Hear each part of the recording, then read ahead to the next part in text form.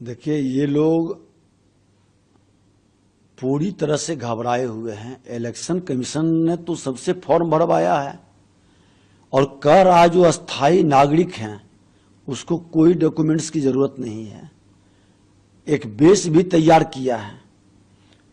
ये लोग तमाशा वो बना रहे हैं जिनके दाल में काला है, जो उसके बाद एन केन प्रकारेण बांग्लादेशी आके बिहार में घुस गए हैं और वो अब तुष्टीकरण की राजनीति में कांग्रेस राजद पोषित करना चाहते हैं। अरे, इलेक्शन कमीशन ने कहां कहा कि जो भारतीय नागरिक है उसको 2003 के पहले का कोई जरूरत है?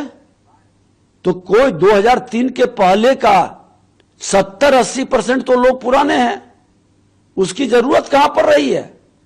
ये 15-20% लोग जो घुसे हैं, जो पूरे बिहार के माध्यम से देश में प्रवेश किए हैं और बिहार को कलंकित भी किए हैं, बिहार के अंदर अराजकता का वातावरण भी बनाए हैं, बंगाल पूरा डिस्टर्ब कर दिया, आसाम के अंदर और बिहार के अंदर ये 3 स्टेट को किस तरह से ये लोगों ने अराजकता का माहौल खड़ा करने का वातावरण बनाया और कांग्रेस राजद उसके पक्ष में खड़ा है। ये दुखद दुर्भाग्यपूर्ण है। चुनाव आयोग पूरी पारदर्शिता के साथ साफ तौर पर एक्टिविटी कर रही है। ये किसी एक जाति एक पार्टी के लिए नहीं कर रही है।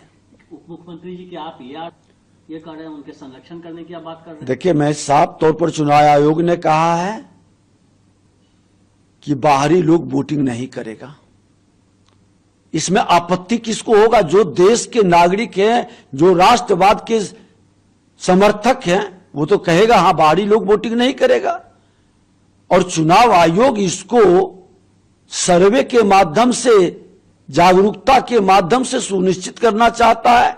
क्या यह सच नहीं है कि 100% वोटिंग में आपका वोटिंग होता है 35%, 42%, 50 से 55% तक जाते जाते वोटिंग रुक क्यों जाता है?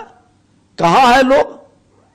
अगर जो चुनाव आयोग खोज रहा है कि शेष लोग कहां है, वोटिंग मेरा परसेंटेज क्यों नहीं बढ़ रहा, कितना दुखद दुर्भाग्यपूर्ण है। चुनाव आयोग को तो धन्यवाद देना चाहिए, सबको शाबाशी देनी चाहिए। वो 100% वोटिंग सुनिश्चित करने के लिए पारदर्शिता के साथ और जनून वोटिंग कराने के लिए वो प्रयास कर रहा है। तो परेशानी इन लोगों को हो रहा है जो लोग पूरी तरह से बुत से जिन निकालने का सोच रखते थे। अब उनका जिन खत्म हो जाएगा। चुनाव आयोग जो मैकेनिज्म अपना रही है उस मैकेनिज्म में जनून